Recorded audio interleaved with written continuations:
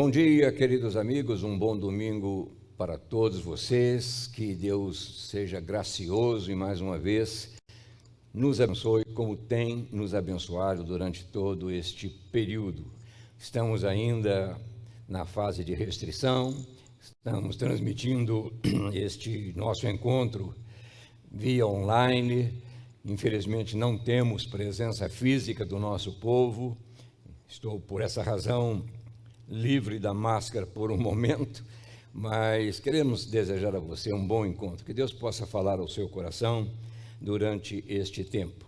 Lembrando que hoje à noite a gente continua também online, às 19 horas, e na quarta-feira, seguindo aquela série sobre restauração, convidamos a todos vocês a participarem conosco. É muito importante que você esteja ao lado da igreja, participando, divulgando, compartilhando todas estas palavras, todas as mensagens que estão sendo ministradas e pregadas. E lembro também aos membros agora da igreja que não se esqueçam que o trabalho continua, a igreja continua aberta, as despesas estão aí se avolumando e nós precisamos da sua fidelidade, da sua participação, da sua obediência a todos os preceitos que a palavra nos ensina. Isso não tem nada a ver com cobrança da igreja, não, é um compromisso que a gente tem e que traz benefícios para a nossa vida. Se você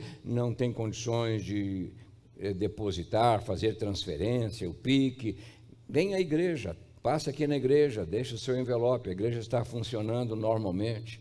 Nós estamos todos os dias aqui pela manhã. Se você precisa de uma oração, venha, nós estaremos orando, ministrando. Enfim, o trabalho continua, apenas limitado em razão desta situação em que o Estado está passando, e por que não dizer Brasil e o mundo, não é verdade? E nós estamos orando. A igreja tem intensificado as suas orações em favor deste tempo, para que Deus nos dê um pouco mais de tranquilidade, abreviando esta confusão, dando sabedoria àqueles que estão aí no comando desta linha de combate. Enfim, que Deus seja bondoso. Ele nos conta, a Bíblia, que em muitas ocasiões assim, de aflição, de fome, de seca, de desespero, Deus entrou em cena, Deus apaziguou, Deus resolveu, e nós cremos que Ele pode fazer o mesmo também neste período que nós estamos vivendo. Que Deus abençoe você, nós aguardamos a sua participação, a sua fidelidade. Você pode acompanhar, fazer o seu pedido de oração enquanto nós estamos aqui ministrando a palavra, e a gente vai orar por você, temos orado por você, então faça isso.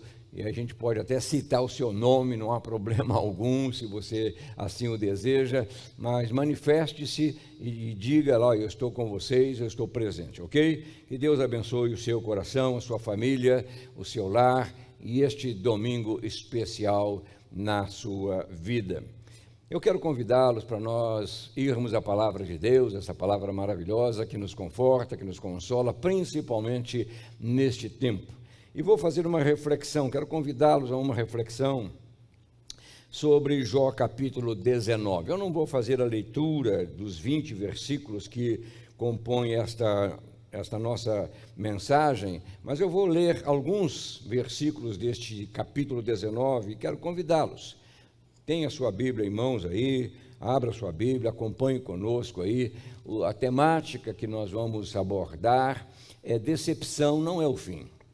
Decepção não é o fim. E este capítulo 19 de Jó, ele fala sobre o sentimento que tomava conta do coração de Jó quando viveu aquele momento lá de confronto com seus amigos e até mesmo com Deus. Diz assim, capítulo 19: Então Jó respondeu: Até quando vocês continuarão a atormentar-me? A esmagar-me com palavras? Vocês já me repreenderam 10 vezes, não se envergonham de agredir-me. Se é verdade que me desviei, meu erro só interessa a mim. Se de fato vocês se exaltam acima de mim e usam contra mim a minha humilhação, saibam que foi Deus que me tratou mal. Interessante isso aqui. e me tratou mal e me envolveu em sua rede. Se grito, é injustiça, não obtenho resposta. Clamo por socorro, todavia não há justiça.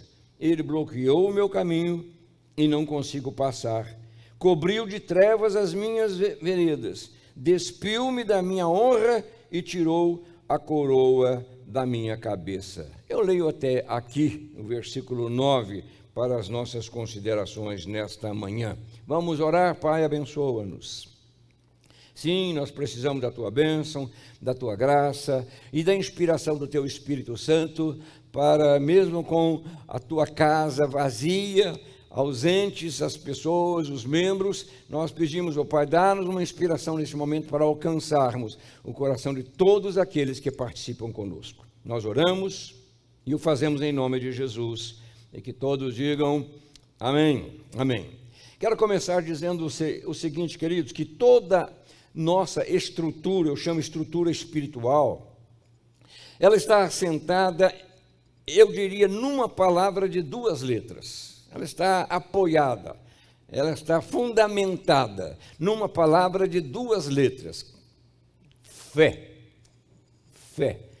Toda a nossa estrutura depende da qualidade do exercício desta virtude.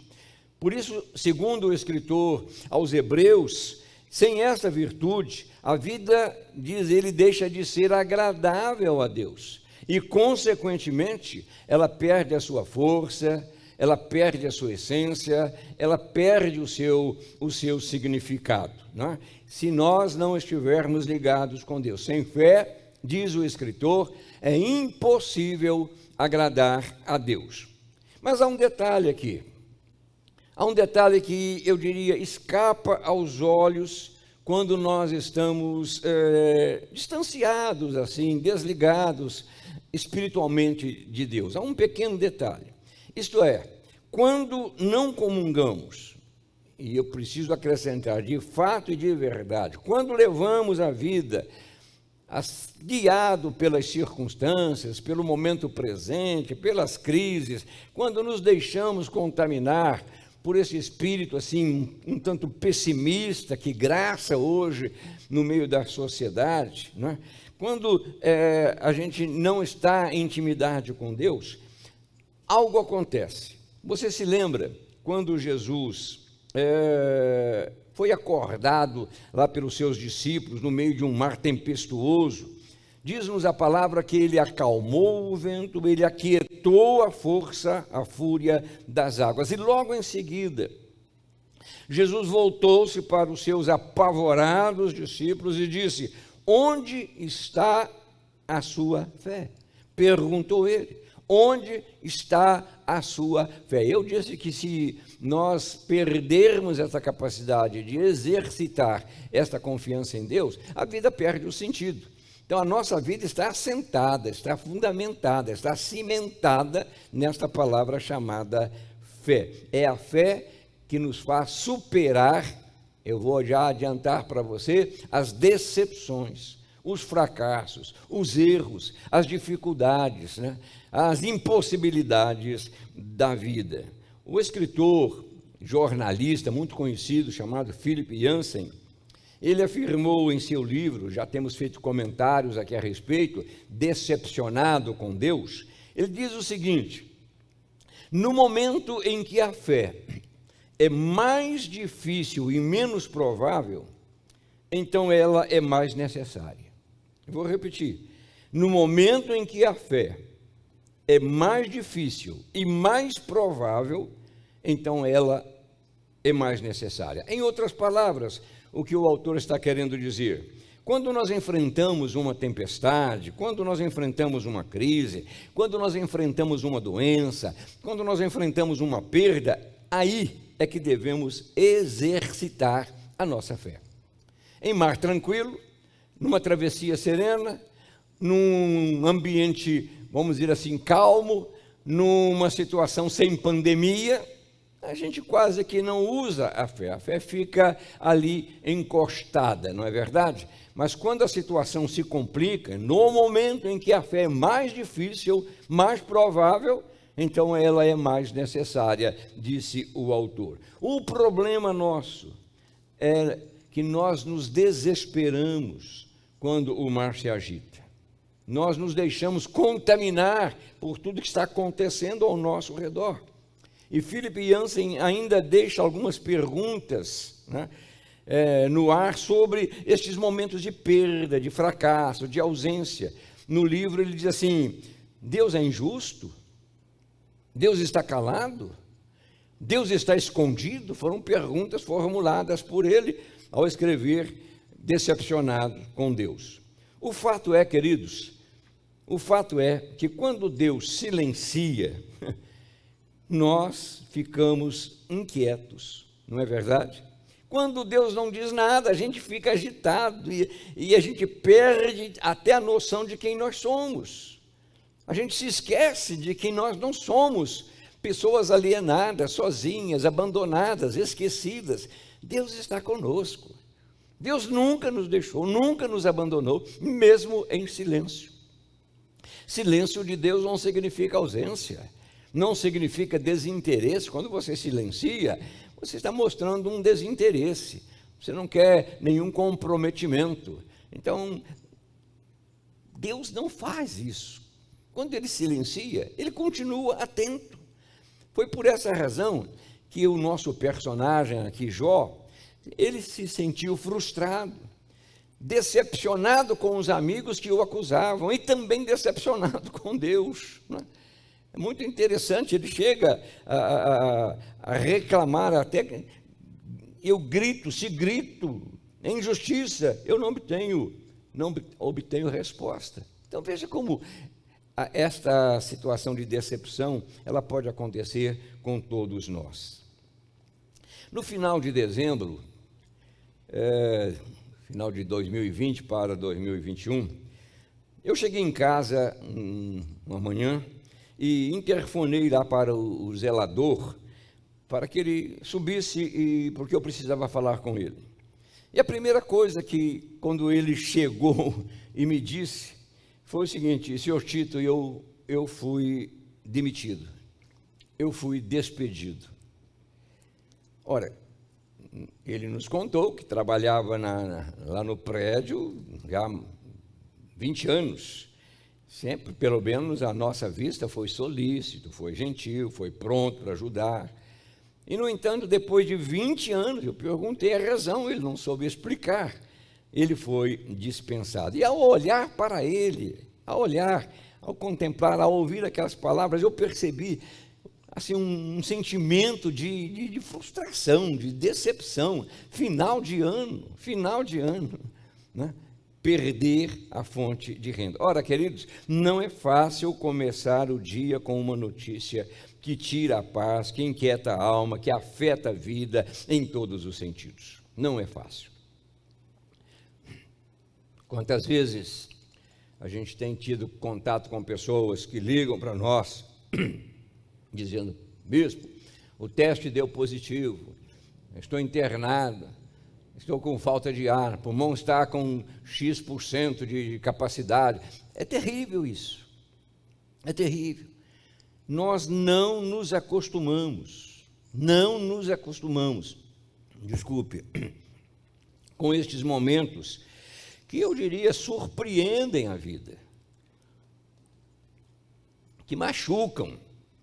Toda perda, você sabe disso, toda perda, toda injustiça, toda traição, todo desprezo, tudo isso fragiliza a nossa fé. Faz com que a gente perca um pouco daquela intrepidez, daquela ousadia, daquela coragem, né? Porque o crente tem isso, o crente quer sempre ser o primeiro, e quando alguma coisa acontece e estremece a nossa estrutura, a gente fica um pouco assim, surpreso, o que está acontecendo, né? Por quê? Isso não faz parte da nossa natureza. Qual foi a queixa do salmista Davi, bem conhecido nosso, quando tudo estava fora do lugar? Quando ele se sentia assim, sozinho, dentro de um vazio. Você pode ler lá no Salmo 13, as primeiras palavras de Davi: até quando, Senhor? Até quando? Para sempre te esquecerás de mim? Olha, Deus não se esquece.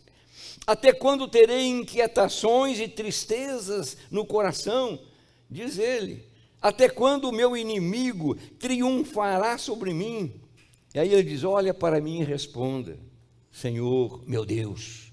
Então veja o sentimento que pervadia, que dominava, que governava a vida dele. Queridos, os tempos de turbulência, de crises, de perdas, sempre vão tentar nos empurrar para fora da esfera da ação de Deus. Sempre.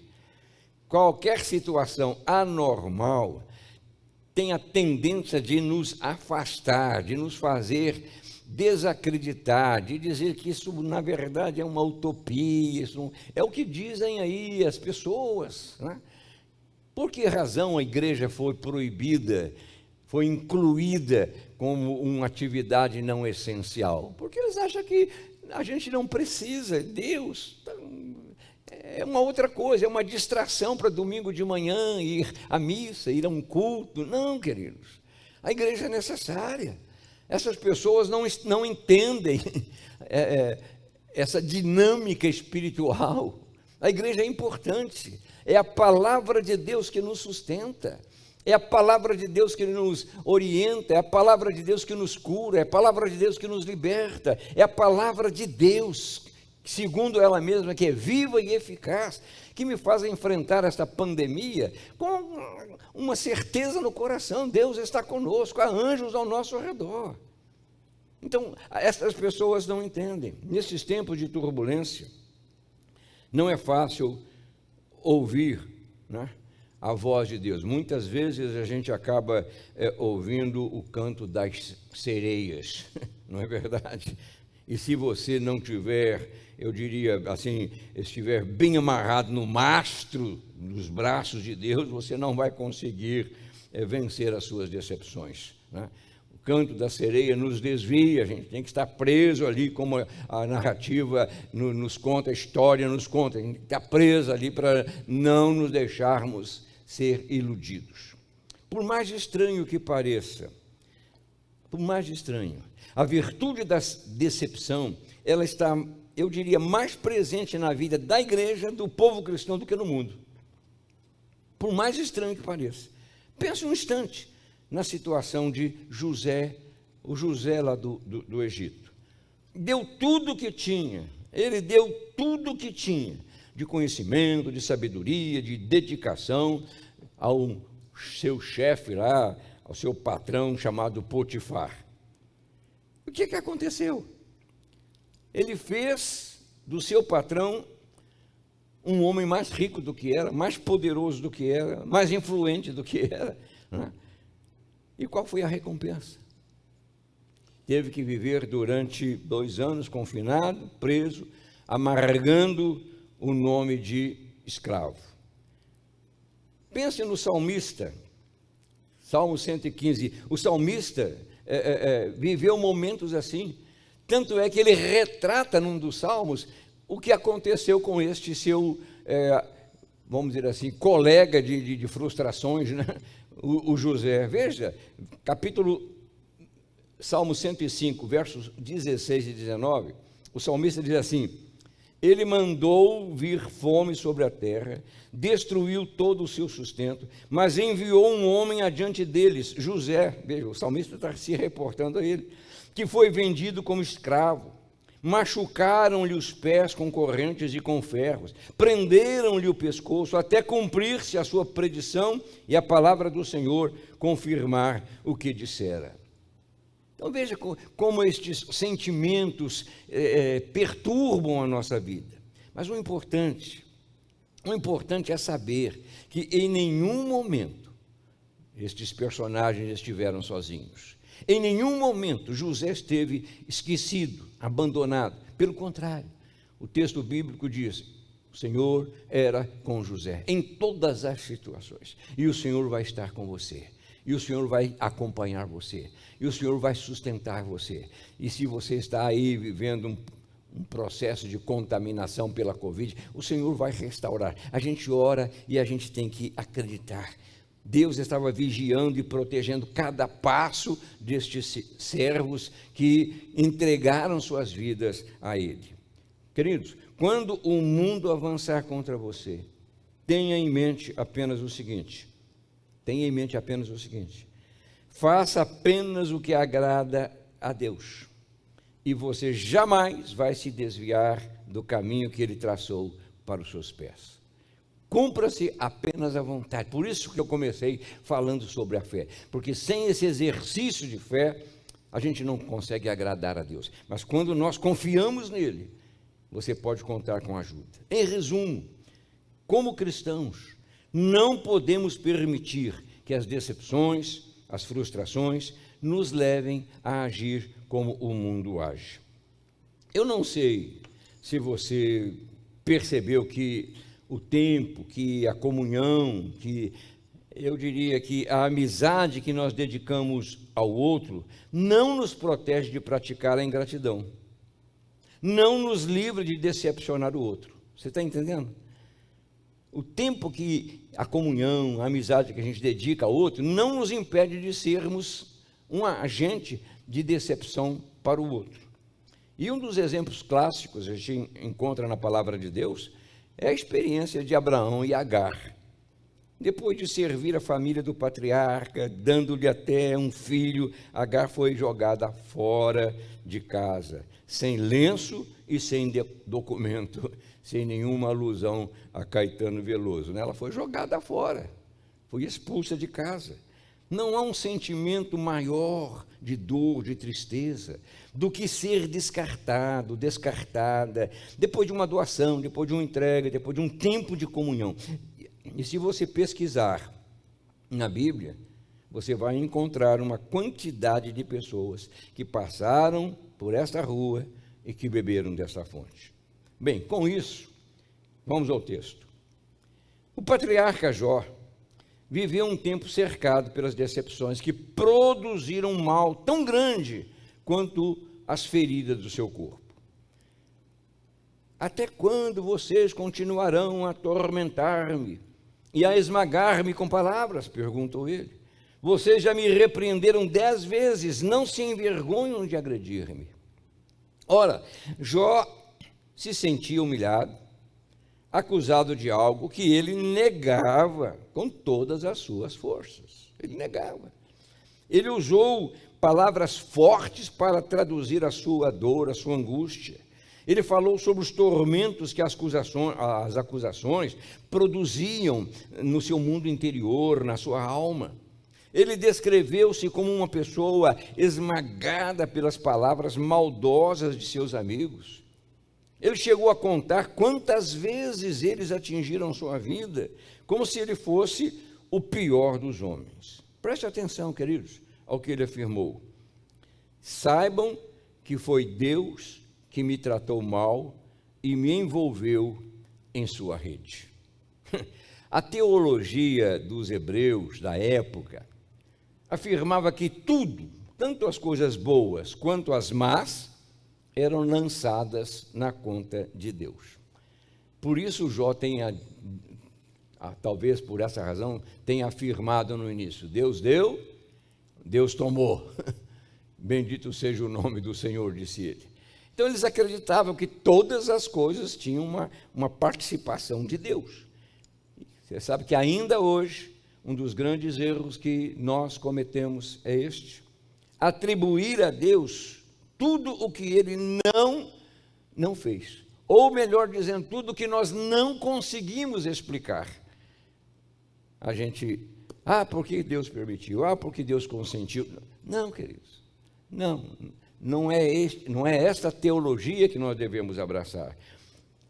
Quando Philip Yancey escreveu este livro, Decepcionados com Deus, ele tinha este sentimento. Tanto é que mais tarde ele escreveu um outro livro, né?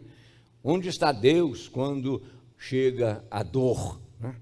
Muitas vezes a gente pensa que Deus está alienado. Ora, se a decepção com Deus é algo que incomoda a todos, a decepção com as pessoas, eu diria, produz um sofrimento ainda maior. A expressão de Jó diante da realidade que se descortinava à sua frente, veja, ele se sentiu abandonado não apenas por Deus, foi Deus quem fez isso, disse ele, mas pelos seus parentes mais chegados. Sua família estava morta, excetuando a sua esposa, seus servos haviam morrido, seus amigos se tornaram hostis para com ele. Jó vivia um momento de profunda solidão, e o pior é que ele se achava abandonado pelo próprio Deus que ele servia com tanto amor. Gritava por misericórdia, silêncio, não tinha resposta. Lembre-se do seguinte: é importante saber que as decepções não podem ser evitadas, mas podem ser superadas. Em nome de Jesus, elas podem ser superadas. Jesus, o próprio Jesus, colecionou uma série de decepções, mas não se deixou dominar por nenhuma delas. Nós, queridos, caminhamos sob os cuidados de um Deus, tenha isso no seu coração. Nós caminhamos sob os cuidados de um Deus que conhece em detalhes tudo aquilo que diz respeito à nossa vida. Conhece tudo. E há algo importante nesta análise sobre as decepções que a vida nos impõe, é que muitos não conseguem superá-las. Muitos se deixam dobrar e, por falta de um equilíbrio emocional, muitos apelam até para um revide, uma agressão maior do que aquela que ele recebeu. A pessoa não sabe administrar. Você se lembra quando o rei Davi solicitou uma ajuda para os seus soldados, o seu exército, né, que ele havia inclusive protegido? Ele recebeu uma resposta muito dura do homem a quem os servos levavam um recado pedindo um pouco mais de alimento. Nabal disse: eu não sei nem quem é esse Davi. Hoje tantas pessoas andam fugindo dos seus senhores, eu vou dividir o meu pão com ele, matar os meus animais, eu nem sei quem é Davi, né? Muitos estão fugindo. Por que deveria eu pegar o meu pão e a minha água e a carne do meu gado para os meus tosqueadores e dá-los a homens que vêm, eu nem sei de onde? Veja a atitude dele. Ora, essa resposta, como eu disse, provocou uma reação de Davi. As decepções sofridas, né, fez com que ele se preparasse para atacar toda a família de Nabal. Não é pela força que nós, queridos, vamos vencer estes momentos ruins da vida. Não é pela força. Há uma estatística que deve estar já, eu penso, ultrapassada, pois foi feita há mais de 10 anos, que nos mostra o número de pessoas que se afastaram da igreja, sim, da igreja, em razão de uma decepção, ou com Deus, ou com a liderança, e também com outros membros da igreja. O IBGE apontou de 50 milhões de pessoas no Brasil que se desviaram, que se afastaram da igreja. Essas pessoas ficaram, em algum momento, desapontadas, decepcionadas, frustradas com algo que lhes aconteceu. E não souberam lidar, não tiveram condições de superar este ataque. Eu estou dizendo tudo isso para você, para que você tenha um entendimento, uma compreensão. O mundo hoje não está fácil, não estamos em condições de equilíbrio, há muita anormalidade, há muitas situações. Você acreditou em fulano fez algo que não se encaixou naquela moldura que você esperava, né? Você vota num fulano, espera um resultado, ele faz enfim, 1000 situações, e tudo isso complica o nosso estado de espírito. Hoje, querido, as circunstâncias que nós estamos vivendo, né, não são favoráveis para mantermos um equilíbrio. Eu gosto muito e leio 1, 2 vezes por ano um livrinho pequeno, mas é muito constante a minha leitura nesse livro, de Jim Edwards, chamado Perfil de Três Reis. E nesse livro, Davi, o autor, descreve a reação do rei Davi no final lá do seu governo. Ele diz assim, vou ler literalmente esse trecho do livro Perfil de Três Reis. Mas hoje darei às circunstâncias, disse Davi, amplo espaço para que se expresse este inexpressivo Deus nosso. Diz ele, não conheço nenhum outro meio de provocar tão extraordinário evento, senão simplesmente não fazendo nada. Aí ele diz, o trono não é meu, nem para possuí-lo, nem para ocupá-lo, nem para defendê-lo, nem para conservá-lo. Abandonarei a cidade. O trono pertence ao Senhor e também o reino. Não serei estorvo à ação de Deus. Nenhum obstáculo, nenhuma ação de minha parte há entre Deus e a sua vontade. Nada há que o impeça de realizar a sua vontade. Se não devo ser rei, o nosso Deus não terá dificuldade alguma em fazer que Absalão, que estava ameaçando tomar o reino à força, vou repetir, não terá dificuldade alguma em fazer que Absalão seja rei de Israel. Agora é possível, Deus será Deus. O verdadeiro rei voltou-se e saiu calmamente da sala do trono, do palácio da cidade. Caminhou e caminhou até entrar na intimidade própria dos homens de coração puro. Coisa muito linda. Ao invés de armar o seu exército e se preparar para um confronto contra o próprio filho que queria ser rei, Davi disse, não, o reino não é meu, o trono não é meu, nem para possuí-lo, nem para ocupá-lo, nem para defendê-lo, nem para conservá-lo. Eu entrego nas mãos de Deus. Ora, se agíssemos assim, não sofreríamos em razão dos desapontamentos, das decepções, eu diria, dos abandonos que invadem a vida a cada momento. Por essa razão, eu cheguei a este pensamento, a decepção não é o fim. Fiquei decepcionado, mas não é o fim. É um meio de Deus mostrar a sua graça, o seu poder, a sua soberania. Por isso, queridos, Ele nos deixou tantas e tantas e tantas promessas, né? Promessas que fazem uma grande diferença na nossa vida. Ele deixa para nós, né? Promessas de, olha, quando vocês andarem pelo fogo, vocês não vão se queimar, quando forem pelas águas, vocês não vão se afogar, porque eu vou estar com vocês, eu sou o Senhor, o seu Deus, o Santo de Israel, o seu Salvador. Quando vocês forem decepcionados, não se desmontem, não se percam, não se desesperem. Não deixe que as decepções interrompam a sua jornada, a sua caminhada com Deus. Não, Deus é maior, não é o fim. Sofri uma decepção com A, com B, com C, tudo bem, vou entregar nas mãos de Deus. A vida continua. Então, prepare-se e exercite estas duas palavrinhas, fé, para você superar estes momentos difíceis, estes momentos que, de uma certa forma, inquietam a alma e o coração.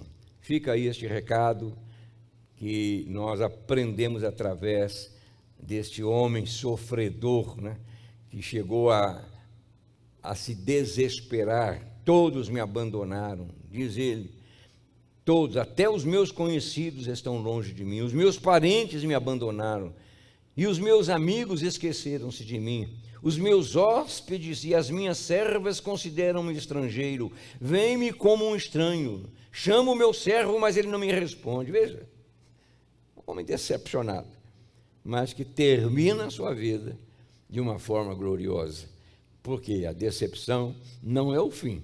Pode ser um meio, mas não é o fim. Deus tem algo mais para você. Que Deus abençoe a sua vida. Vamos orar? Pai querido, muito obrigado. Espero que nós tenhamos com estas palavras, com estes pensamentos, alcançado o coração dos teus filhos, das tuas filhas. Estamos vivendo num tempo muito conturbado, muito desequilibrado. Perdemos a confiança com muita facilidade. Ficamos, ó Deus, assim, muitas vezes impossibilitados até de reagir. Ajuda-nos, ajuda o teu povo, fortalece o teu povo, firma o teu povo. E não permita, Pai, que estes momentos de perdas, de frustrações, eles passem a governar as nossas vidas. Como disse o escritor a respeito de Davi, que nós possamos deixar tudo em tuas mãos. Se é para que outro faça, vamos deixar. O importante é que nós não percamos a comunhão contigo. Recebe a nossa oração e abençoa-nos a todos em nome de Jesus. Amém e amém. Muito bom, queridos, estar com vocês em casa, né? Porque aqui a igreja está vazia. Mais uma vez, lembrando que hoje à noite, 19 horas, vamos ter um outro encontro online. Quarta-feira eu estarei pregando também. E domingo próximo vai ser já domingo 21, 28. Me parece que é o último domingo. Esperamos que a igreja fique ausente, porque logo em seguida termina essa quarentena, essa restrição, e a igreja volta às suas atividades normais. Que você tenha um bom domingo, um bom descanso e que Deus abençoe a todos vocês, rica e abundantemente. Você que faz parte desta comunidade, desta igreja, 60 anos de vida, servindo ao reino de Deus no Brasil. Nós estaremos comemorando os 60 anos em breve, no mês de maio, uma grande celebração com todos os pastores lá no Rio de Janeiro. Bom dia para você, que Deus abençoe a sua vida rica e abundantemente. Amém.